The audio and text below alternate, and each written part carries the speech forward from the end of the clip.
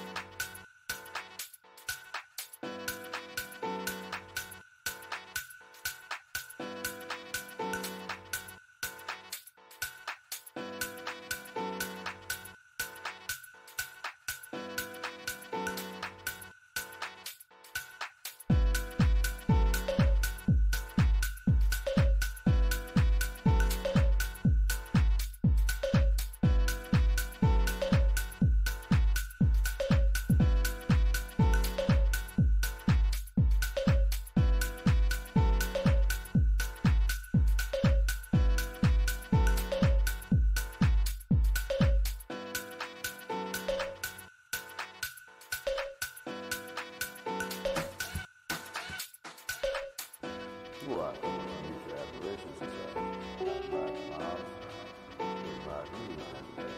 Good things came from it. He ended up incorporating many of the things we do in history.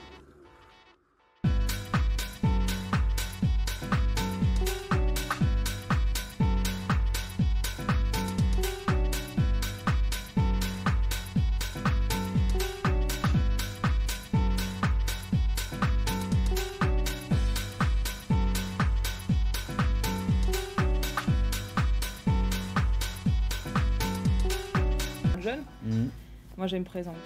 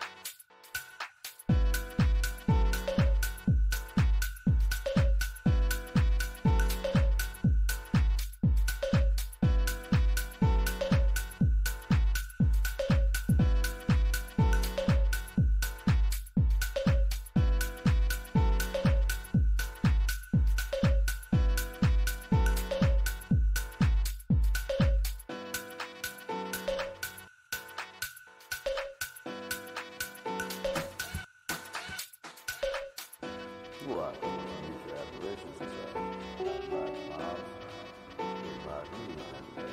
Good things came from it.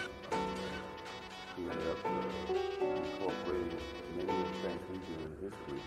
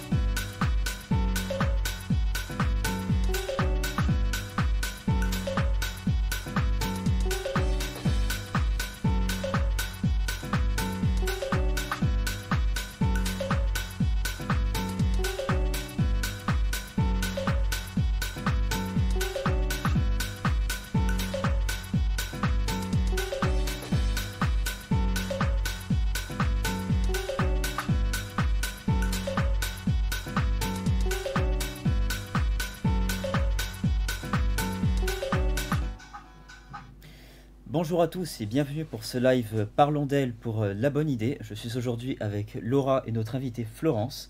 Donc la thématique de ce live va être la femme, les métiers de la mer et plus précisément la place actuelle de la femme dans les métiers de la mer dans un contexte professionnel et tout ce qui va en retourner.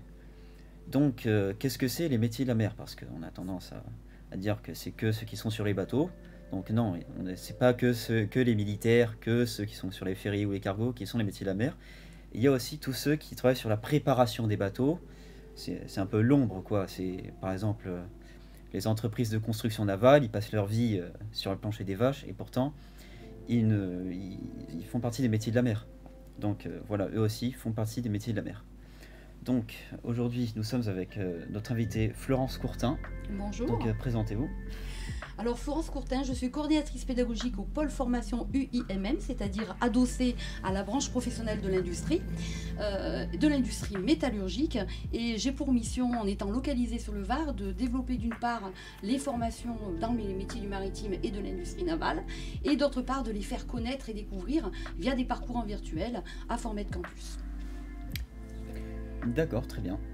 Alors du coup, donc aujourd'hui on parle surtout des clichés du coup par rapport à l'industrie navale et l'industrie en termes général et le fait que ce sont des métiers dits d'hommes où la femme n'occupe pas beaucoup de place. Donc quel est ton avis sur la question Alors les métiers dits d'hommes ou les métiers dits de femmes, franchement, j'en ai pas la photo aujourd'hui.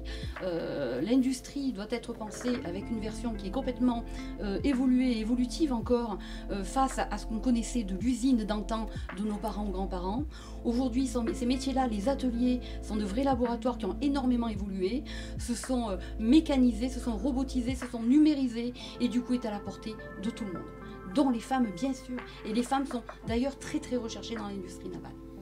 Surtout à Toulon du coup, vu qu'on est d'ailleurs à Toulon et que c'est un marché qui est en expansion dans ces métiers-là et on nous dit qu'il y a de plus en plus de femmes, donc c'est qu'elles ont forcément leur place.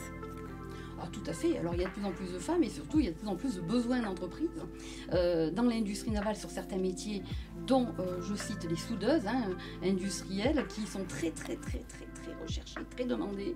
Alors pourquoi tout simplement parce qu'un homme soude aussi très bien, il ne faut pas non plus quand même, voilà. Mais tout simplement les femmes arrivent à être un peu plus perfectionnistes, à réaliser, je dirais, un travail, un geste professionnel de précision et de manière plus, plus affinée, on va dire ça comme ça. Donc elles sont vraiment très recherchées. D'accord. Du coup, vous parlez de soudeuse, ça me fait penser qu'on a réalisé un portrait à Toulon. Donc c'est Fefa, si je ne me trompe pas. Oui, c'est exact.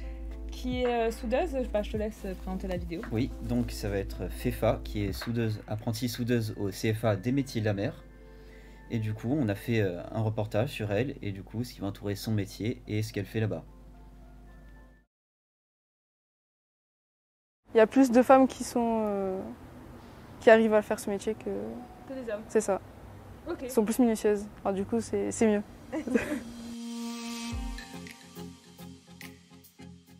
Bonjour, je m'appelle Laure Fefa, j'ai 16 ans et je viens de la Seine-sur-Mer. Je pratique le métier de soudeuse. Mon établi. Ok, là où tu travailles. C'est ça. Je suis sortie de 3e, je voulais faire de la coiffure, mais j'ai fait un stage de soudeur et ça m'a plu et du coup j'ai été informée d'une formation au CFA de la Seine. Je me suis inscrite et voilà, je suis ici. Celle que j'ai faite hier. Je connaissais pas du tout ce métier. J'aimais bien aller en chantier, aider les autres à prendre du matériel, souder et ça m'a plu en fait. J'ai constaté que dans ce métier en fait il n'y avait pas de femmes, j'étais la seule en soudeuse.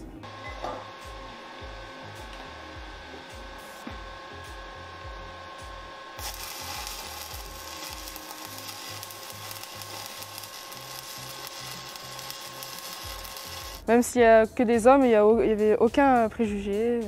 Maintenant, c'est mes collègues. Une femme peut pratiquer ce métier-là et aussi d'autres. Je pense que dans la vie, c'est important de faire ce qu'on aime et de se diriger dans un métier qui nous plaît. Là, je fais de la soudure bord à plat.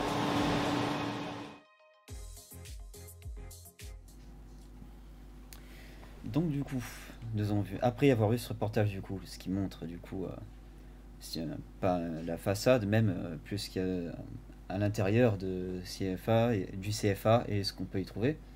Du coup, qu'est-ce qu'au final on peut y penser? On voit FEFA vraiment réaliser son geste professionnel de soudure. On voit franchement, on ne sait pas si c'est un homme ou une femme finalement derrière le casque. Le casque est très professionnelle du coup. C'est ça. Le casque, le bleu de travail, les chaussures de sécurité sont uniformes, un uniforme unique. Unique quel que soit le sexe. Et ce qui signifie que derrière le casque, il peut y avoir fait femme, il peut y avoir aussi une autre femme et bien d'autres femmes. Voilà. Donc très bien, c'est un bon résumé, oui. Du coup, enfin, c'est un beau métier qu'elle fait FEFA, soudeuse, mais du coup on a su qu'elle était la seule femme qui était dans cette formation, soudeuse, par rapport au CFA. On a su aussi qu'il n'y avait pas forcément énormément de femmes qui étaient encore attirées, on va dire peut-être, attirées ou qui venaient en tout cas vers ces métiers-là. Est-ce que vous avez peut-être une idée qui pourrait expliquer pourquoi on retrouve qu'une femme comme FEFA, soudeuse, parmi tant d'hommes? Alors que les entreprises en demandent. Je crois aussi que les entreprises d'antan ont eu un message où c'était plutôt des placements et des postes ouverts plutôt aux hommes. Cela a véritablement changé. On a une évolution depuis quelques années où vraiment on voit une évolution vers l'égalité professionnelle et pas seulement pour ce métier-là. Je crois aussi qu'il faut lever les représentations non seulement que du côté entreprise, mais globalement. Et c'est-à-dire que peut-être que les femmes, les jeunes femmes, les filles, même peut-être les enfants, les jeunes enfants, doivent avoir aussi d'autres clichés dans leur vie quotidienne, qui leur permettent aussi de pouvoir se donner le droit de pouvoir accéder à des métiers auxquels, a priori, ils ne devraient pas accéder, tout simplement. D'accord. Du coup, on a parlé, oui, des représentations, du coup. Et par rapport à ce que nous, les hommes, pouvons en penser de ça, parce qu'il y a les clichés, les femmes peuvent ne pas vouloir choisir ce genre de métier par rapport à ces clichés et stéréotypes qu'on y voit. Mais on pourrait voir, par exemple, avec la deuxième vidéo qu'on a, donc oui, un point de vue masculin de ce qu'ils pourraient en penser de ça. C'est exact. Surtout que je crois qu'il va rebondir sur ce que vous dites involontairement dans cette vidéo, où il dit qu'il y a un fort besoin de recruter des femmes dans ce secteur. Si vous avez des bons professeurs, des bons guides, des bons compagnons, vous allez arriver à des très très bons résultats. Je serais ravi de trouver du personnel féminin. Ouais. Bonjour, je m'appelle Philippe Coll, j'ai 62 ans et je suis actuellement au centre de formation CFA La Seine. Le métier de soudeur, c'est l'assemblage de différents métaux, que ce soit les aciers, les aluminiums, les inox, les cuivres. Et on a pour ça plusieurs possibilités d'assemblage. La capacité de l'atelier soudure est de 10 personnes. Alors actuellement, nous avons une jeune fille en formation au CFA. Et personnellement, c'est la première fois que je forme du personnel féminin au métier de la soudure. Allez, redresse un peu ton héliphone, arche un peu plus court. Voilà, c'est bien. Va moins vite. Voilà, bien. La soudure, c'est beaucoup du manuel, de la concentration et un monde où on doit être rigoureux et intellectuellement ouvert à ce métier. Ou sinon, non, il n'y a aucun souci pour la pratique de ce métier-là pour le personnel féminin. Je n'ai pas été étonné d'avoir du personnel féminin lors de la sélection. Par contre, franchement, c'est une belle expérience et on travaille très très bien ensemble et on a des très bons résultats par ce personnel-là. C'est vraiment intéressant. En plus, elle s'est gavée là.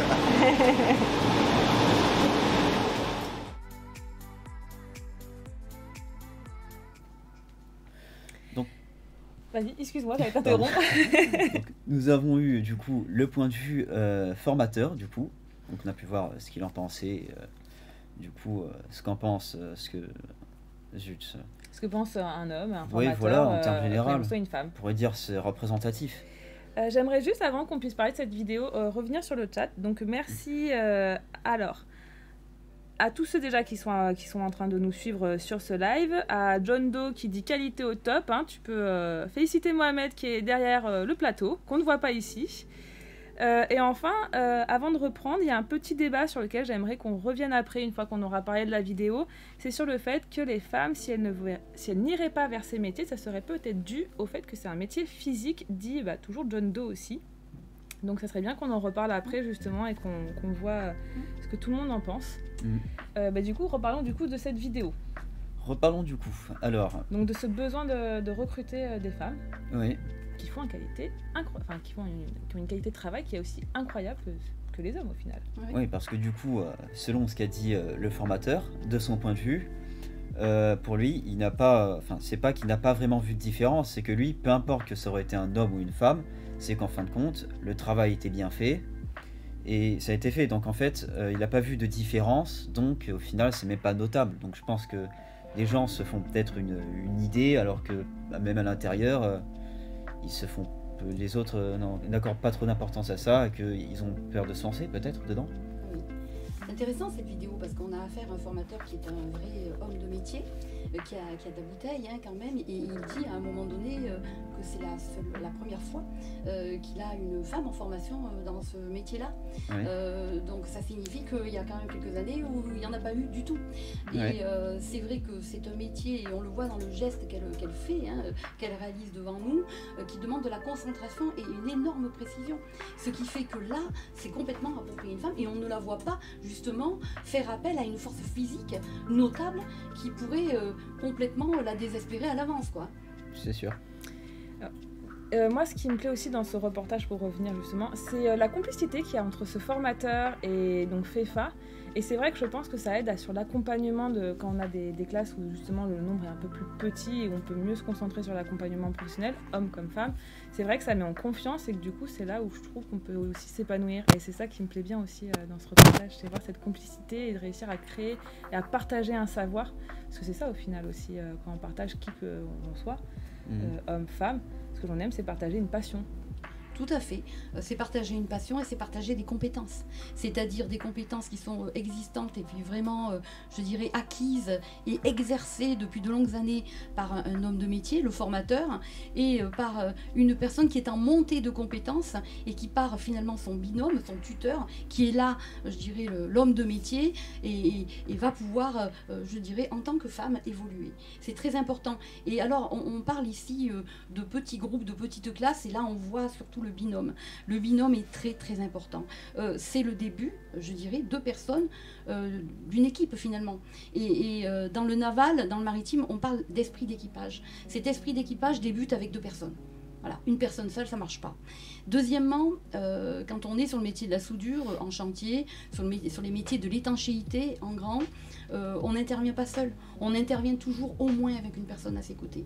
Donc ce binôme qui est là va de toute façon se repositionner en tant que tel, même avec d'autres personnes, mais une fois sur chantier et une fois en emploi. Oui, en plus du coup, comme il y a cet esprit d'équipe, ça inspire la confiance, ça l'instaure la confiance et du coup on apprend mieux par rapport à... Je suis tout à fait d'accord, c'est exactement ça. Tu as tout à fait raison. Je pense que l'ambiance et l'atmosphère que l'on voit au travers cette vidéo permet et laisse penser, et c'est complètement vrai, que ça installe une relation de proximité telle que c'est une ambiance qui est faite pour apprendre, et apprendre vite et bien. Et d'ailleurs, on a Petit Nous qui dit un prof du tonnerre. Donc Philippe, si tu nous suis sur ce live, c'est un prof du tonnerre. Continue comme ça, on t'adore apparemment. Il félicite aussi FEFA pour son portrait. Donc bravo FEFA, tu vas sûrement inspirer plein d'autres femmes pour aller dans ces métiers-là. Et du coup, on nous disait qu'on n'entendait pas très bien Florence. Est-ce que c'est bon? Est-ce que vous pouvez nous dire si on entend un peu mieux, s'il vous plaît, sur le live? Et on a une question, est-ce que c'était plus compliqué avant de pouvoir être recruté dans un métier comme celui-ci ou autre? Donc est-ce que c'était plus compliqué avant, par rapport à nos jours? Alors oui, je pense que c'était plus compliqué pour la bonne et simple raison qu'il a fallu déjà que les entreprises fassent le pas. Et ce pas est fait. Je pense que c'est vraiment dans maintenant la culture d'entreprise et la politique même d'entreprise d'avoir cette grande volonté et de s'engager sur des contrats avec des femmes sur des métiers d'hommes dans l'industrie navale ou le nautisme, puisque là la vidéo est aussi sur les métiers du nautique. Maintenant que ce pas-là est fait, il en reste d'autres à faire. Et il en reste d'autres à faire dans la vie du quotidien, dans l'intergénérationnalité, comme je le disais tout à l'heure, pour que maintenant toutes les idées reçues de part et d'autre des acteurs que je cite soient bien comprises, acceptées et que le pas soit fait d'une manière globale. Ah, alors Mohamed nous dit que Fefa, ça y est, elle est sur le live. Et oui, je suis là. Et non, c'est pas difficile. Comme dit Petit Nou, il faut avoir l'envie. Eh ben, merci. Ne nous quitte pas hein, sur le live parce qu'il y a un autre portrait qu'on aimerait te montrer. Je te laisse présenter le portrait, comme ça on enchaîne un peu sur la suite déjà. Et on en garde un peu de suspense hein, pour la suite du live. Donc cette fois, on va voir un portrait de Mayra qui est en chaudronnerie au lycée Langevin. Donc on peut lancer la vidéo.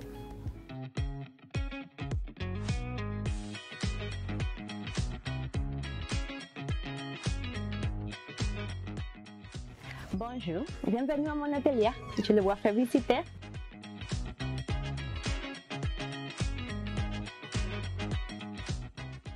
Tu peux me faire un clap? Je m'appelle Mayara, j'ai 26 ans, je suis étudiante d'information d'un parcours naval expérimental avec la UIMM au lycée Langevin. Je suis de nationalité cubaine, je suis dans la France depuis un an, qu'avant j'habitais à Barcelone. Dans le continent européen, je suis de profession esthéticienne et dansateur professionnel. et à Cuba, également tu danses la salsa et tout le reste constamment. Mais de toute la vie, je voulais travailler dans le bateau et tout ce que c'est la mécanique, parce qu'à mí me plaît de travailler avec la tête de la main, j'ai besoin de travailler. Et c'est ça qui m'a tiré ici. Je connais la formation, j'ai vu la formation, et je me mis en contact avec Pôle emploi. J'adore tout ce que c'est travailler avec le bateau, la résine, la mer, mais jamais je l'avais touché. Parce que je viens dans un pays qui n'a pas la possibilité pour faire tout ce que je voulais faire en fait. C'est ma passion de travailler manuellement. Et après, je le dis la vérité, j'adore de travailler avec les ombres. Parce que l'ambiance est différente. Qu'est-ce que tu dirais à une femme qui a envie de se lancer aussi? Quel conseil est-ce que tu lui donnerais qui a envie de se lancer dans les métiers comme ça? Qu'il n'ait pas de peur. S'il voulait le faire, qu'il avance. Depuis de 26 ans, un enfant de 3 ans. Je suis depuis des ans dans la France. Ça, c'est la première fois que je commence à parler français parce que je jamais dans ma vie avait parlé français. Je dis que quand une personne voulait vraiment quelque chose, ça arrive. Et ça, c'est mon cas. N'ayez pas de peur. Si vous croyez en vous, vous avancez. Que ça, c'est le plus important. Ça, c'est le plus important dans la vie. C'est ça.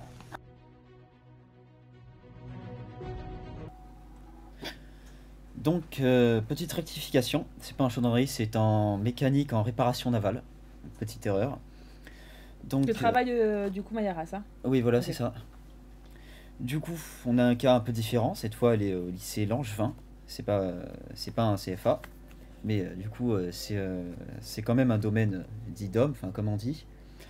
Le cas est un peu différent aussi parce que est-ce qu'on peut se poser la question parce que du coup, on pourrait prendre le fait qu'elle a peut-être d'autres difficultés, le fait qu'elle a un enfant en bas âge.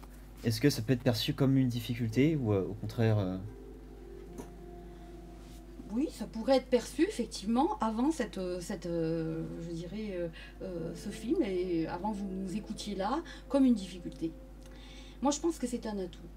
Mayara, ça fait pas très longtemps qu'elle est en France, elle a dû apprendre très vite à comprendre et à parler le français.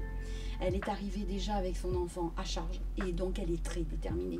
Elle est très déterminée pour s'intégrer sur notre territoire, pour s'intégrer en emploi, pour s'intégrer dans son groupe de formation, bref, pour s'intégrer globalement. Donc pour elle, ça l'amène sur un chemin de réussite. Voilà, elle est vraiment très déterminée. Voilà. Mayara est effectivement, les prises de vue sont faites dans un atelier du lycée Paul Langevin qui héberge donc la formation de Mayara via le pôle formation UMM Sud. D'accord, vous pouvez nous en dire plus après du coup sur le pôle formation, on en revient? Oui, on va couper là. Voilà. Moi je vous coupe par contre, je suis désolée. On a Kawaki qui nous parle beaucoup. Alors je suis aussi dans une filière masculine qui est la filière transport dans ma classe. Il n'y a que des garçons, ça se passe super bien. Il faut en avoir l'envie et ne pas écouter les avis péjoratifs. C'est vrai, il faut toujours être positif. Oui. Et elle nous dit aussi, Kawaki nous dit aussi qu'il y a toujours ce jugement envers les femmes qui persiste quand on veut, selon les métiers, quand on veut travailler dans un domaine dit masculin. Donc, On pourrait y revenir dessus justement par rapport à ce qu'on voyait avec Mayara qui s'intègre plutôt bien. Oui. Peut-être que ces préjugés justement, nos jours, ils sont estompés. Oui, alors on a, je pense quand même dans notre société, de plus en plus, même s'il y a encore énormément d'actions à mener, de plus en plus quand même de personnes, de citoyens qui admettent aujourd'hui vraiment que il n'y a pas que des hommes de métier, mais pourquoi pas aussi des femmes de métier et sur des métiers plutôt d'hommes. Donc ça nous arrange un petit peu, on va dire. Et puis on a, je dirais, un pool de femmes aujourd'hui plus qu'il y a 50 ans sur des métiers d'hommes qui est plus important. Donc ils peuvent être ambassadrices, qui peuvent témoigner de leur vécu en entreprise, de leur vécu en formation sur des métiers d'hommes. Maintenant, on voit Mayara qui est très bien intégrée dans un groupe où il n'y a que des jeunes hommes. C'est un groupe de 18 jeunes, dont elle est avec 17 jeunes hommes, et ça se passe très très bien. Le fait d'avoir l'envie, d'être déterminée, d'être souriante comme Mayara apporte beaucoup aussi, c'est-à-dire le savoir-être. Le savoir-être de la personne en présentation du groupe qui les entoure. Voilà. Et elle est très respectée, c'est une mère aussi. Voilà. Et c'est une mère qui en veut dans un métier d'homme. Et à partir du moment où une femme fait ses preuves de détermination, alors peut-être que, alors là c'est mon interprétation, mais je crois franchement que ça peut permettre une meilleure intégration au niveau d'un groupe de jeunes hommes et plus tard d'équipes de travail hommes masculins. Oui, je suis d'accord parce qu'il faut bien de toute façon démarrer quelque part, donc de voir des femmes qui s'intègrent d'elles-mêmes, qui se donnent tous les moyens pour montrer leurs valeurs, c'est aussi montrer qu'elles sont capables. Et ce sont ces femmes-là qui en plus témoignent en vidéo, qui nous prouvent que il faut y aller et il ne faut pas hésiter, ou du moins déjà ne serait-ce que découvrir ces métiers, parce que ça peut être un début que découvrir. D'ailleurs, petite parenthèse, rien à voir, Kawaki, effectivement, c'est bien elle. C'était logique étant donné que tu travailles dans une filière dite, comme tu dis, masculine, donc c'est vrai que tu devais sûrement être une femme. Désolée d'avoir dit elle tout à l'heure. Mais du coup, c'est vrai que, voilà, pour revenir sur Mayara, très souriante, très positive, et ça, je pense que c'est un point très important, parce que comme l'a pu le souligner Kawaki, effectivement, les avis péjoratifs ne doivent pas aider. Donc toujours garder une bonne attitude, ça peut être très important pour quel que soit en plus tous les métiers à pratiquer. Tout à fait. Souvent on dit, et ça moi je l'entends parce que je ne suis pas de première jeunesse non plus, donc je l'entends depuis très longtemps, que les femmes au niveau de l'emploi doivent faire leurs preuves quand ils sont sur des emplois et des postes plutôt masculins, mais leurs preuves. C'est-à-dire ils sont presque testés par les hommes. Je pense qu'aujourd'hui ça a évolué aussi. C'est-à-dire que moi aujourd'hui je ne tiens plus le même discours. J'ai l'impression que l'intégration se fait un tout petit peu plus facilement, même s'il y a encore beaucoup d'efforts à faire. Et je dirais que dans toute formation, en tout cas dans l'industrie navale qui sont plutôt des métiers masculins, nous apportons en formation ce qu'on appelle des pré-formations, des pré-qualifications qui permettent de faire évoluer les jeunes sur les savoir-être, sur les codes de l'entreprise.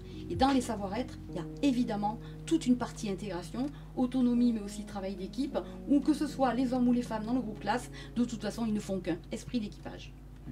Mais c'est important ce que vous nous dites là, parce que c'est vrai qu'il faut qu'on entende qu'il y ait beaucoup moins de préjugés qu'avant, parce que c'est important pour se dire que il ne faut pas avoir peur d'aller dans ces formations-là. Justement, si en tant que femme, peut-être si elle avait une peur d'être justement discriminée par rapport à son statut de femme, c'est important qu'on le sache. Non, vous ne le saurez pas parce que justement, vous avez votre place et il faut le répéter, je pense, c'est important.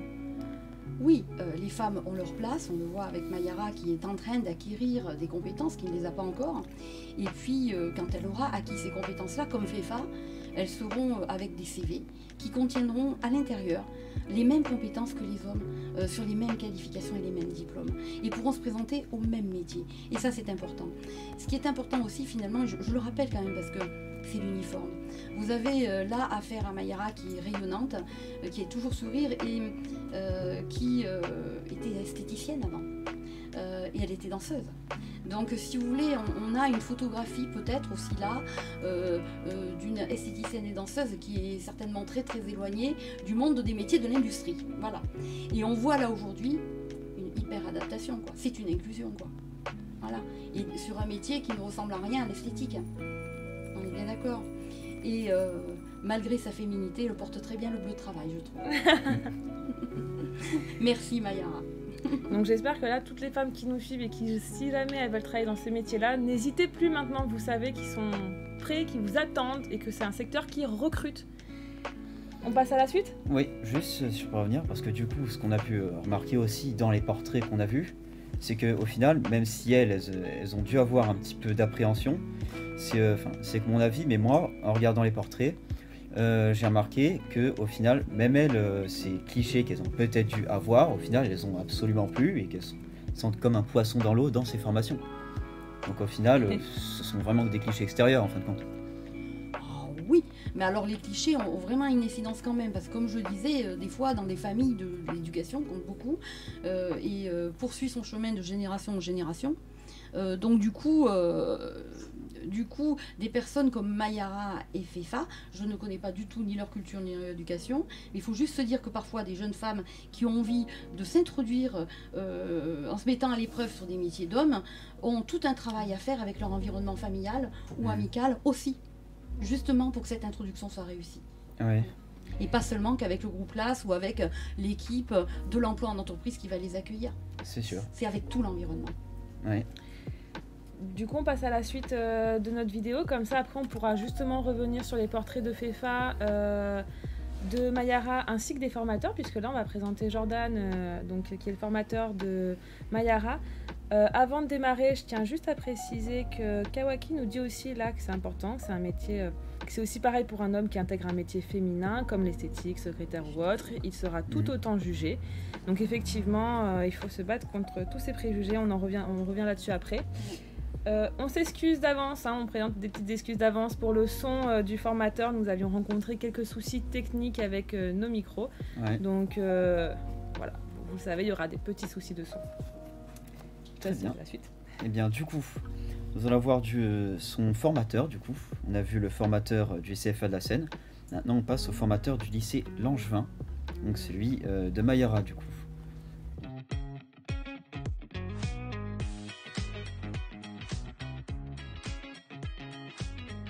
Jordan Boissy, enseignant en chaudronnerie. Ça fait 4 ans que je suis enseignant et j'ai une quinzaine d'années dans l'industrie. À l'atelier, il y a vraiment un large panel d'activités qui sont proposées pour leur future carrière. Que ce soit dans le naval, dans l'énergie, de partout, faut aller partout. Partout où il y a de l'acier, on a besoin de soudeurs, chaudronniers, ferronniers. Mayara, elle est très souriante, avenante, engagée dans sa formation. Elle s'est très bien intégrée avec sa classe que des garçons et ça se passe très bien. J'en suis sûr qu'elle va réussir dans n'importe quel domaine qu'elle choisira. Dans nos formations, on a peut-être une fille tous les 15-20 élèves et on a besoin de femmes parce que sans faire de généralité, elles ont quand même une autre vision du métier et puis elles arrivent à travailler de manière soignée, minutieuse. Et elles apportent quelque chose dans le travail d'équipe qui n'est pas négligeable. On essaie de les garder au maximum. On prend soin de chaque fille qui vient ici. On a une attention particulière pour elles avec des vestiaires dédiés. On fait le maximum pour les intégrer.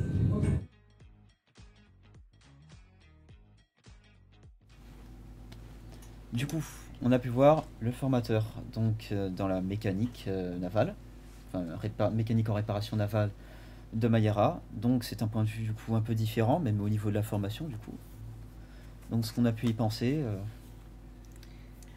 Déjà vous voyez l'environnement de l'atelier, hein. On voit un panorama de l'atelier qui montre autour de Mayara et de ce formateur que des jeunes ou des moins jeunes d'ailleurs en formation, hein, des adultes en formation, qui sont plutôt des hommes, il me semble. Donc déjà on voit bien qu'on a un environnement très masculin et aussi du côté des formateurs d'ailleurs, hein, puisqu'il y a 3 formateurs dans l'atelier qu'on ne reconnaît pas évidemment là, mais ce sont aussi des hommes. Donc voilà, maintenant Jordan apporte un point de vue nouveau, oui et non. Jordan dit tout simplement qu'il s'aperçoit lui, depuis le début que Mayara est arrivée, depuis le début de cette formation, que finalement elle n'a aucun mal à s'intégrer dans cet atelier qui est avec un environnement hyper masculin.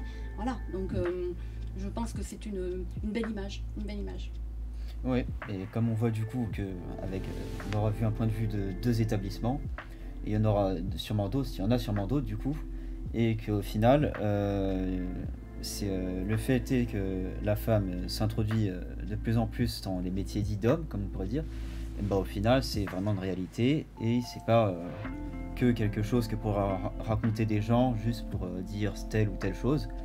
et que d'un point de vue professionnel, c'est en place et c'est une bonne chose. C'est ça.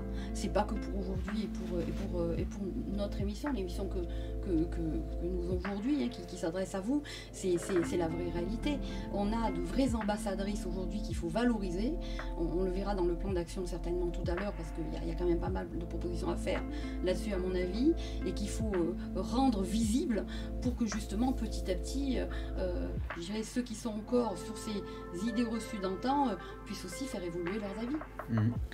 Je vais vous partager un peu aussi, d'ailleurs en parlant d'avis, des avis de ceux qui nous suivent, parce que justement ils parlent énormément. Donc on a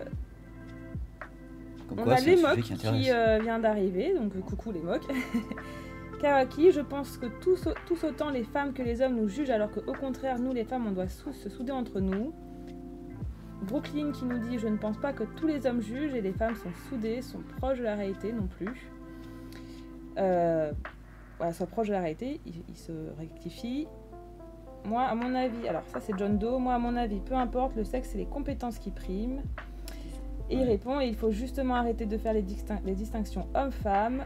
Exactement, Brooklyn répond: exactement, tout individu qui produit le travail demandé devrait être accepté. Ouais, je suis tout à fait d'accord. Donc c'est un vrai débat qui se trouve là sur ce live. Hein. Il se parle vraiment des préjugés, de l'acceptation de l'autre. C'est chouette, parce que ça veut dire que ce qu'on est en train d'échanger là stimule les questionnements, les remises en question, les avis des uns et des autres et des unes et des autres. Aujourd'hui on est sur l'égalité professionnelle, plutôt de la féminisation, on va dire ça comme ça, hein, sur des métiers plutôt d'hommes. Tout à l'heure on avait dit qu'on y reviendrait, moi j'ai envie d'y revenir aussi, où l'inverse peut très bien se produire, hein, où des hommes ont aussi à faire des efforts pour aussi être, et des efforts énormes, il faut pas l'oublier, pour pouvoir évoluer sur des métiers dits plutôt de femmes, et ça il faut pas l'oublier. Et moi je veux revenir sur quelque chose, sur les compétences, effectivement. C'est ça le nerf de la guerre en fait, et il n'y a pas de guerre. Je veux dire par là, on est sur l'égalité professionnelle, point. L'égalité professionnelle, elle n'est que sur les compétences. Et à partir du moment où on rentre par cet angle-là, pas de problème. Les CV n'ont plus besoin de photos. Voilà, c'est tout. Oui, puis besoin de connaître l'adresse de la personne. Oui. Aussi. Je suis tout à fait d'accord. Donc la personne a les compétences, qui a prouvé qu'elle avait les compétences et qu'elle est allée au bout des choses et toutes les motivations et la volonté, et bien au final, n'importe qui peut y arriver. C'est ça. Oui, c'est important de rappeler ce message, puisque justement c'est le sujet qui apparemment prime dans le chat, excusez-moi. On est en plein sur le thème des discriminations, effectivement, entre autres. Du coup, je pense qu'on va passer à la suite et commencer à venir sur des solutions, justement, par rapport au parcours qu'on a vu de ces deux femmes. Oui.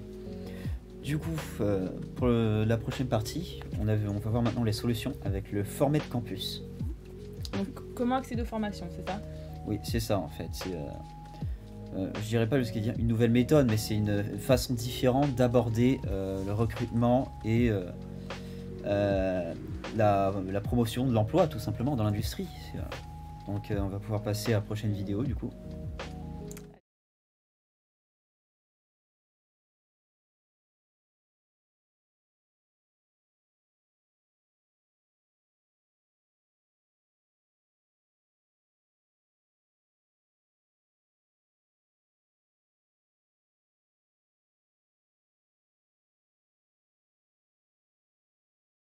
Sur le site de Formed Campus, ainsi que la communication. Formed Campus est un lieu qui réunit une foultitude de partenaires et qui sont associés dans le but de faire découvrir les métiers de la mer aux jeunes, leur faire découvrir, les orienter vers ces métiers de la mer, et plus précisément ceux qui sont en tension. Pour ce faire, on a utilisé tous les matériaux entre guillemets que nous avons sur le site, des matériaux donc réalité virtuelle, écran géant, table. Excusez-nous, on a eu un petit problème de son, on va recommencer la vidéo, un imprévu. Il y a effectivement des filles qui se dirigent vers ces métiers parce qu'ils ne sont pas réservés qu'aux hommes. On peut considérer qu'on a eu à peu près 35 à 40% de femmes sur les 700 visiteurs qui sont venus sur nos parcours.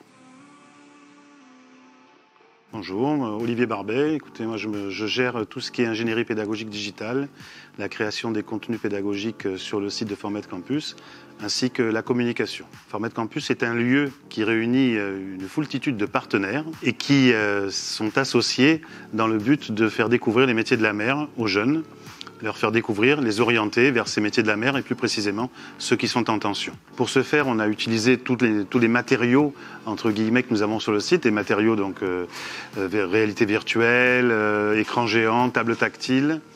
Et à partir de cela, nous avons créé des parcours pédagogiques de découverte qui sont gamifiés, donc qui génèrent de la cohésion d'équipe. Il y a toujours 2 équipes qui s'affrontent lors de ces parcours. Et il y a des questionnaires qui, sur chaque atelier, leur sont proposés. Et à la fin, ils repartent avec des petits cadeaux et, je l'espère, des étoiles plein les yeux en ce qui concerne les métiers de la mer, surtout ceux en tension. Faites le pas, venez nous voir et vous allez découvrir que les métiers de la mer concernent tout le monde et bien évidemment les femmes.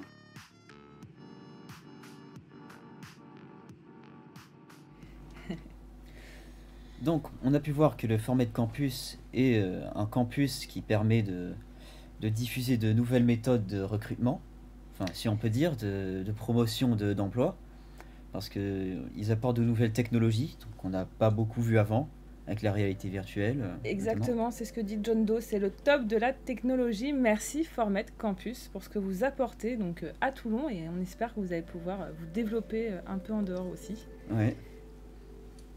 Du coup, c'est quoi les métiers de la mer? C'est la question qu'on nous pose. Alors, déjà Formet Campus, excusez-moi d'y revenir. On y revient, mais pour une petite représentation, on va dire ça comme ça. Cela propose en fait des parcours de découverte des métiers de la mer. Il y a différents parcours proposés pour différents publics, des publics scolaires, des publics d'insertion, le grand public aussi, et qui permettent, oui, in fine, certainement des nouvelles méthodes de recrutement, mais en tout cas, nous vraiment, c'est la base de la base et c'est la découverte des métiers de la mer par la voie virtuelle. C'est-à-dire qui montre que dans les métiers de la mer, que ce soit du côté du nautisme ou du côté de l'industrie, le virtuel qui affiche ces hautes technologies de numérique permet de dire c'est ouvert aux femmes. Le numérique, c'est accessible aux femmes, pas de souci. Mais il faut juste se dire que dans l'entreprise, dans l'industrie, dans le nautisme, c'est aussi fortement utilisé. Donc cela montre l'exemple que c'est possible. Voilà. Et l'Agartha 83 tient à vraiment préciser que c'est de la sensibilisation, pas du recrutement. Donc pour la petite anecdote, l'Agartha c'est Pascal, celle qui nous a accompagnés tout du long sur le projet et donc qui est notre cadre référente sur le projet Parlons d'elle. Donc merci aussi Pascal d'être avec nous et de continuer à aussi bien nous accompagner sur tous ces beaux projets Parlons d'elle. Du coup, on va revenir sur Formet Campus. Donc ce n'est pas un centre de formation comme ça a été dit, comme je le répétais. Donc vers quel autre centre de formation on pourrait se diriger si ce n'est le CFA ou le lycée Langevin? Vous avez déjà de bons exemples avec le CFA, effectivement, l'URMA de l'ACMAR à la Seine-sur-Mer et le lycée Langevin. Le lycée Langevin héberge en partie les formations liées au pôle de formation UMM, comme je l'ai dit tout à l'heure, un autre pôle de formation que je représente aujourd'hui où j'ai mes missions, il faut quand même le dire. Et on pourrait aussi noter, alors on va essayer de diversifier si vous le voulez bien, pour essayer de voir un petit peu quels sont peut-être les établissements, sans forcément insister dessus, du bassin de Toulon pour différents niveaux, différentes voies de formation. Oui. On n'a pas, par exemple, le lycée Sisson ou le lycée Rouvière, aussi qui intervient beaucoup en termes de formation au titre même de leur établissement, mais aussi en lien très fort avec le pôle formation UMM. On a aussi, par exemple, l'université, alors l'IUT de la Garde, qui aussi propose une carte vers la licence. On a une licence qui vient d'être labellisée, navalisée récemment, il y a à peu près un mois de ça, qui est une licence liée au métier, évidemment, du naval et du maritime. Et puis, il y a aussi, je dirais, il ne faut pas oublier, là je vais parler d'une manière encore beaucoup plus large que ça. C'est pas que je veux reprendre ce que je viens de dire, mais je crois que quand on parle de navalisation, on parle de coloration des formations.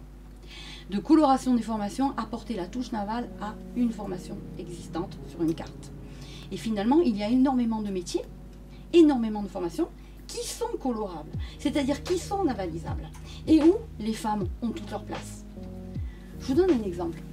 Sur les bateaux croisières, par exemple, alors là je vais partir très loin, mais on a besoin, pourquoi pas.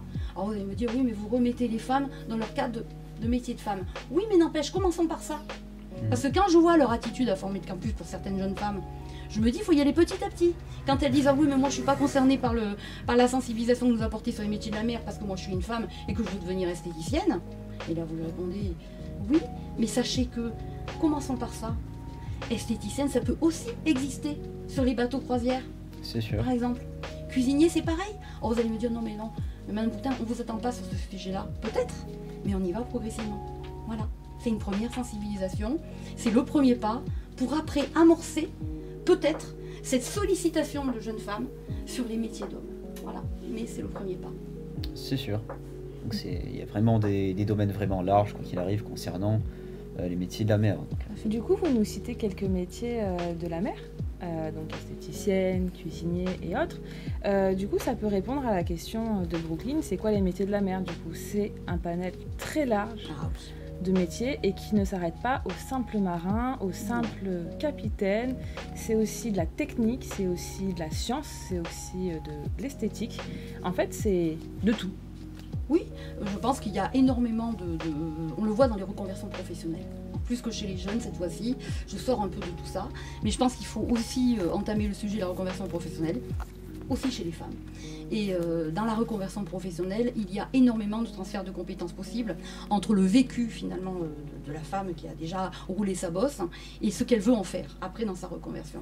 Dans ce qu'elle veut en faire, admettons qu'elle veuille travailler dans le maritime et le naval, mais c'est indéfinissable le nombre de compétences transférables, quel que soit le métier que la personne a eu avant. Voilà. Donc, et même si c'est un métier dit plutôt féminin, le métier initial qu'elle avait avant sa reconversion. Donc c'est quand même hyper intéressant pour ça. Je veux dire, la personne elle est coiffeuse au départ, si elle veut travailler dans le maritime, il n'y a pas de problème quoi. On cherche aussi des coiffeurs quoi. On a tendance aussi à dire, et ça c'est vrai quand même, c'est le gros du morceau, et c'est vrai qu'il faut peut-être un peu plus en parler aujourd'hui, quoique les métiers du maritime, du naval et du nautisme sont autour de mécaniciens, d'architectes navals, sont autour de la soudure, sont autour de la maintenance, de la réparation. Oui, c'est vrai, et c'est là-dessus qu'on insiste, et c'est tout à fait normal, puisque ce sont plutôt des métiers dits d'hommes. Mais il ne faut pas oublier le reste, ce qu'on vient de citer à l'instant. Bien sûr. Et donc, pour revenir sur Formed, vu qu'on donnait des solutions, comment on fait si on veut justement découvrir donc, ces métiers, qu'avec tout ce que vous êtes en train de nous dire là, comment on fait par exemple pour aller à Formed, pour se rendre au CFA ou autre? Quelles sont les démarches qu'on doit entreprendre pour justement déjà découvrir ces métiers-là? Alors, il faut savoir que le Formed Campus est en lien avec énormément d'acteurs du territoire et d'ailleurs a un périmètre, un rayonnement au niveau PACA et pas qu'au niveau du bassin de Toulon. Peut-être il a été pressenti tout à l'heure, j'espère que ça n'a pas été compris comme ça, c'est pour ça que je le reprends. Donc c'est un rayonnement plutôt régional. Voilà. Et du coup, nous travaillons avec les acteurs. C'est un espace Formed qui a été ouvert et qui accueille du public depuis le mois de novembre, donc c'est très très récent. C'est pour ça que vous voyez là un espace qui est quasiment neuf, finalement, ça se voit bien à l'image. Et il est ouvert à tout public. Et alors comment ? Alors, nous avons un flyer évidemment que nous mettons à disposition des prescripteurs, que nous mettons à disposition aussi des écoles et des scolaires. Nous allons ouvrir des permanences cet été ouvertes au grand public, ou même des familles pourront venir avec leurs enfants. L'intergénérationnel est très important, comme on le disait tout à l'heure, voilà, dans le choix de l'orientation et de la découverte de ces métiers. Et évidemment, nous travaillons avec l'éducation nationale, nous travaillons avec les missions locales. Les portes ouvertes. Voilà, nous travaillons avec les pôles emploi pour dédier des demi-journées de parcours de découverte des métiers sur place avec leur public. Voilà, nous avons une forte collaboration avec vous, mission locale de Toulon. C'est vrai qu'on travaille beaucoup, nous, avec les formations et les entreprises. D'ailleurs, c'est quelque chose qu'il ne faut pas oublier. Quand vous recherchez un emploi, la mission locale a toujours ses portes ouvertes, y compris dans les formations. On fait énormément de job dating, on fait énormément de recrutement. On a aussi des référents formation, emploi, référents sécurité, défense, autour des métiers de la mer d'ailleurs, du coup, parce que qui dit sécurité défense, là je pense à la marine nationale par exemple. Donc voilà, n'oubliez pas que la mission locale est là et aura toujours ses portes ouvertes pour vous accueillir et vous accompagner dans votre parcours professionnel. Merci de le dire d'ailleurs, c'est important parce que on adore les accompagner les jeunes et être sûr qu'ils soient satisfaits des solutions qu'on leur propose. Alors si je peux intervenir et vous couper, je pense qu'on a un rôle très très complémentaire. Et on le voit bien sur ce territoire autour de vous. Hein. Nous on propose en tant que pôle formation UMM ou CFA, donc Urma, Lacmar, à la Seine-sur-Mer, une carte de formation hein, qui est pour, je dirais, la moitié de la carte de formation, je dirais socle, et puis pour l'autre moitié mobile. Cette carte de formation mobile s'adresse plutôt à de la formation professionnelle continue et est en correspondance avec des besoins des entreprises du bassin. Des besoins d'entreprises, moi j'ai parlé pour le pôle formation UMM, industrie navale par exemple. C'est évident qu'à partir du moment où on recense des besoins en compétences, où il y a énormément d'efforts faits par les industriels qui ne parviennent pas à recruter du personnel qualifié, et bien ça va nous donner une carte de formation mobile qui permet de travailler ensemble. C'est-à-dire qu'on va vers des projets d'ouverture de formation en correspondance aux besoins et on vient vous chercher, et je le dis comme ça, voilà, je le dis comme ça, on vient vous chercher en tant que mission locale pour nous aider à repérer du public et dans ce public, pourquoi pas des femmes, bien sûr. Évidemment. Alors, Mohamed nous dit que Mayara est là. Mayara, bienvenue. Tu as raté ta vidéo. Tu étais super. Donc déjà, merci pour ce témoignage. Et j'espère que tu vas continuer à rester avec nous tout du long du live. Parce qu'on a encore quelques vidéos à vous montrer et on aimerait encore discuter sur d'autres choses. Du coup, je reviens sur ce que vous disiez. Des formations, donc qui dit formation, dit derrière recrutement. Comment se passe le recrutement en général après ces formations? Déjà, est-ce qu'il y a un bon taux de réussite après ces formations? Et est-ce que le recrutement se fait assez aisément? Alors, nous avons une méthode là qu'on a d'ailleurs travaillé ensemble avec la mission locale de Toulon et les autres missions locales du Var, qui est de travailler en interface des besoins des entreprises. C'est-à-dire que le recrutement ne se fait pas forcément après la formation, mais le recrutement se fait avant la formation. On n'invente pas une carte de formation en correspondance avec des besoins d'entreprise en se disant on va faire entrer des jeunes ou des moins jeunes d'ailleurs, hein, et puis derrière on verra bien. Non, ça c'est pas du tout comme ça que nous on voit les choses. On a un objectif d'emploi, si possible même d'emploi durable, et que ce soit à la sortie de la formation ou même pendant la formation. Donc effectivement, vous connaissez tous les formations par alternance, hein, qui sont souvent portées par des contrats de professionnalisation ou des contrats d'apprentissage et qui permettent d'insérer la personne en emploi tout de suite, c'est-à-dire dès la formation. C'est-à-dire que l'expérience acquise pendant le temps de formation est dans le CV et est considérée par l'employeur et n'importe quel employeur comme une expérience de vie active en tant que telle. Voilà, ça c'est vraiment, je dirais, le plus des formations par alternance. Après, effectivement, quand on travaille ensemble sur le repérage de public de formation, on travaille ensemble sur le repérage de public en termes d'emploi durable à l'issue de la formation et pendant la formation.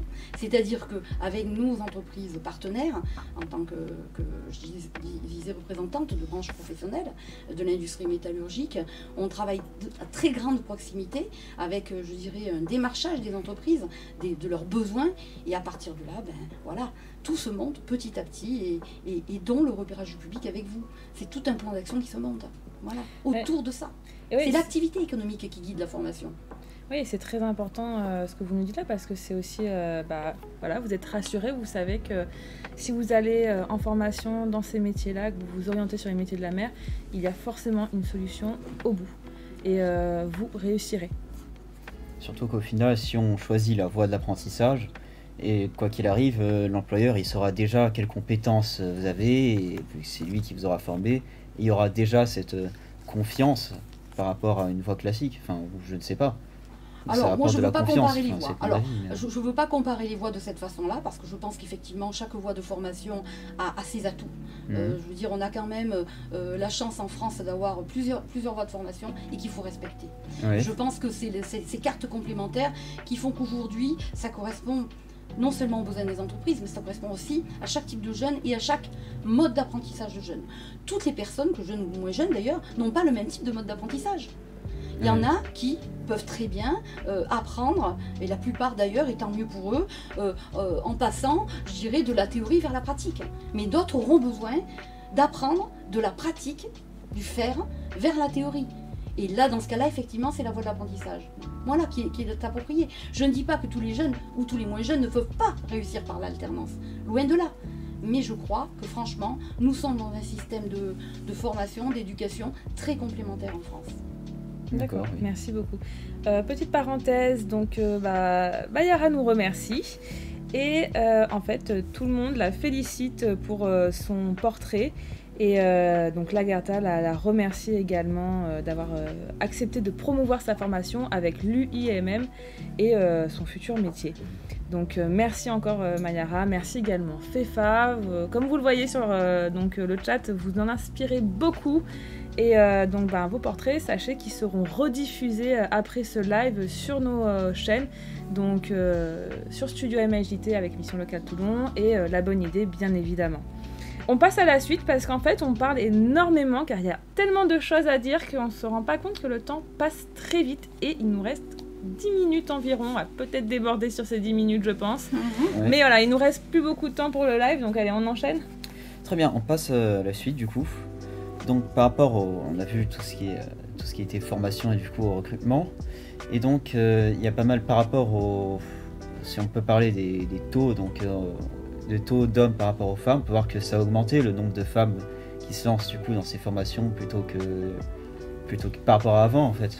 Oui, alors le taux de femmes par rapport aux hommes, on est autour de 20-21% en fait de femmes à l'intérieur des métiers de l'industrie, tous métiers confondus, toutes formations confondues. Voilà. Ouais.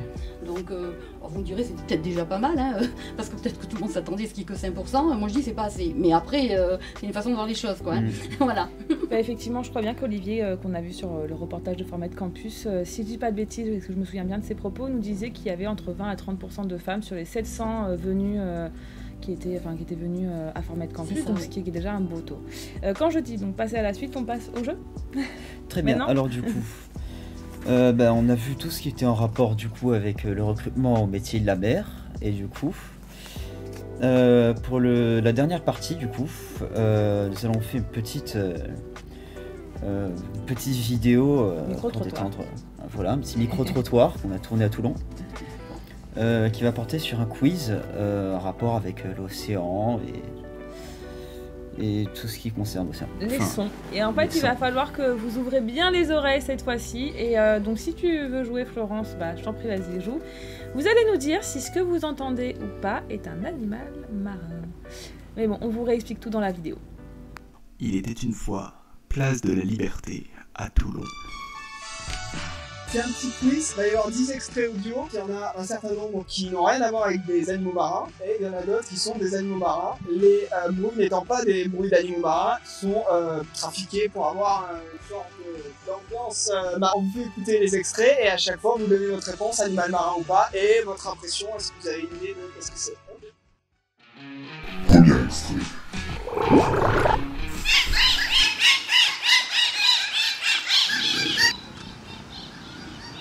Non, c'est des singes. Non, c'est un singe, ça c'est un singe. Je pense que c'est un âne, moi. J'aurais dit des mouettes. Je sais pas, des macaques des mers. Macaques des mers. Non, je dirais que c'est un animal marin aussi, mais je sais pas. Non, je sais pas, franchement. Mais un animal en tout cas. Un oiseau qui va dans l'eau aussi, non? Ah oui. Un oiseau qui peut. Un fou de bassin. Un fou de bassin, on part. C'est un oiseau. Non, c'est pas ça, sinon ils sont rien. Techniquement, les pingouins sont aussi des oiseaux. C'est vrai, mais ceux-là ils plongent de l'air parce que les pingouins ils volent pas. Ah d'accord. Bah, pas vraiment marin, non? Non, mais non, c'est pas des oiseaux, je sais pas du tout, mais pas animal marin. Prochain extrait. Celui-là, il est vachement dur. Ouais, ça oui. Ouais, une baleine, ouais. Partir une baleine du coup? Une baleine? Ouais. Un ogre, un orque, pardon. Oui? Ouais, c'est assez plutôt. Extrait 3, choisi par Laura.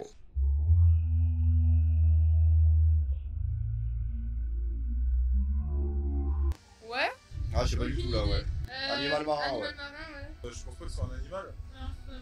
C'est des sons de liquide.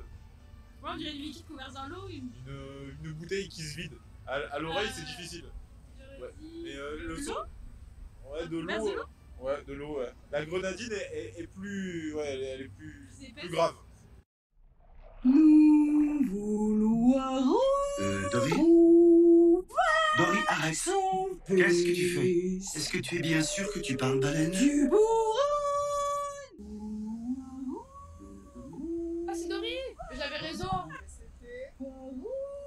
C'était Dory. Ok. Ça c'est Dory? Oui, c'est Dory. Ah. Et non, la grenadine. C'est un animal marin. Ouais, mais techniquement, c'est la voix d'un humain. Ah bah oui, du coup. J'ai jamais entendu de poisson parler comme ça. D'ailleurs, j'ai un pote qui s'appelle Nemo, si on peut lui passer une dédicace. Allez, une petite dédicace. C'est vraiment son prénom. En référence au capitaine historique ou au poisson? Bah alors justement, bah vous... Ouais, Il est né avant le film. il est né avant le film, ses parents... Mais bon, ses parents étaient très contents quand ils ont vu le film. Ils aimaient Jules Verne. Voilà, c'est ça, exactement. Extrait 4, je n'ai aucune inspiration.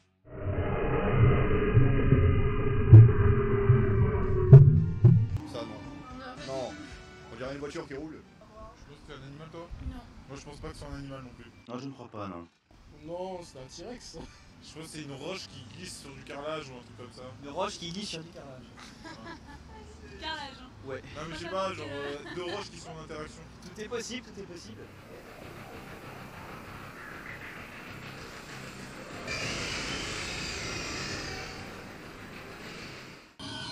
D'accord. Ah, bien, d'accord. Difficile à trouver quand même, lui. Hein. Tu vois, ouais. Faudrait que ça, Non, j'avoue que je joue pas assez. Enfin, prochain. Ouais. Ah, on a le petit coup de gueule en vidéo. On l'a. Alors lui, il faudra regarder au montage. Il est tombé?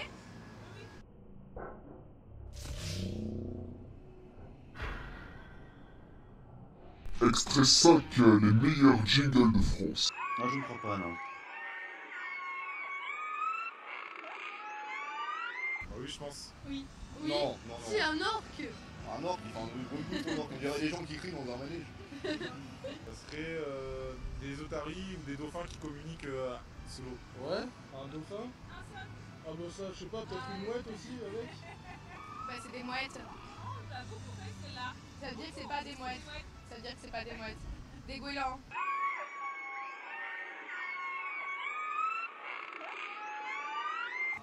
Ça c'est des orques?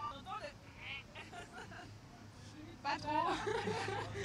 Extrait 6, le dernier, c'est promis.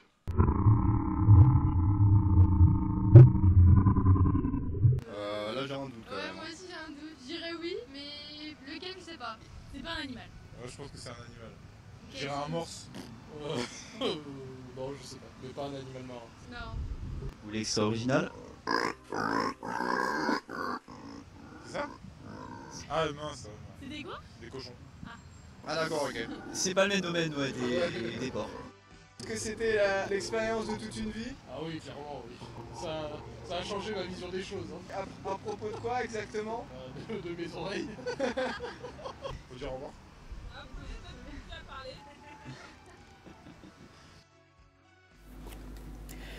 L'expérience de toute une vie, donc en espérant que ça vous ait plu. Donc on va retourner sur des questions.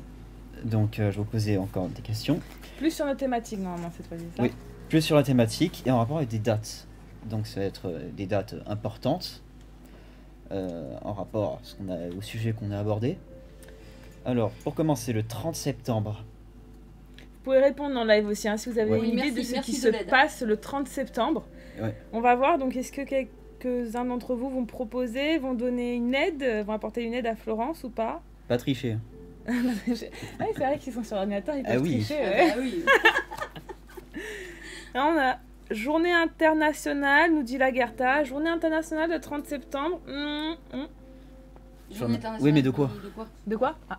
Bah, quelle thématique? On a dit que c'était autour de notre thématique. C'est un peu facile de dire journée internationale. Journée. Elle dit Journée internationale de la mer.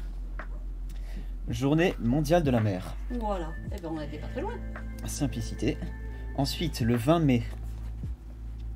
Moi je dis la fin, c'est toujours la mer. Qui dit le début? Ah bah moi j'ai ma réponse sous le nez là, hein, sur la petite fiche. Facile, hein. Et moi j'ai même pas internet. Hein. Un indice, c'est pas la même influence. C'est pas la même zone d'influence, pardon. Bon, on peut pas aller plus loin que Du le coup, si mondial. c'est pas mondial, c'est plus Donc, la Seychelles. Européen alors? C'est ça. Journée européenne de la mer. Et enfin, la plus importante, celle-là, vous ouvrez vos oreilles, vous la retenez, elle est très importante pour notre thématique. À retenir, oui, c'est le principal. Donc, le 18 mai. Bah, on avait une double thématique, aujourd'hui c'était la mer et les femmes. Ouais. Donc là, on donne pas plus d'indices sur le coup. D'accord, bon bah... C'est-à-dire que vous attendez une réponse Ah ben on attend la réponse que tu nous la donnes. D'accord. Ben, ça doit être une journée de la femme et de la mère en termes de métier. On est proche. Et au niveau national peut-être? C'est pas les bons mots, du coup on l'accepte pas. D'accord, ou alors c'est dans le désordre. Je te laisse donner la réponse. Le 18 mai. Donc le 18 mai, c'est la journée internationale des femmes du secteur maritime. Ah voilà. Alors je me suis trompée de périmètre. Donc cette journée est la semaine prochaine, plus précisément mercredi prochain. Donc on va forcément le fêter à toutes les femmes, leur souhaiter une bonne fête de la journée de la femme dans le secteur maritime. Je pense que c'est important à retenir. Et pourquoi c'est important? Parce qu'en fait c'est l'OMI qui a mis en place cette date, qui a mis en place, adapté cette date pour les femmes et les secteurs maritimes, puisqu'il propose beaucoup de solutions également aux femmes qui chercheraient à travailler au niveau maritime à l'international, en proposant des bourses par exemple, pour accéder à des études. Ils ont même mis un tag qui s'appelle le hashtag Maritime Women PhotoShare. Donc l'OMI à retenir si vous voulez faire des recherches sur ce sujet, sur cette organisation qui propose des solutions aussi.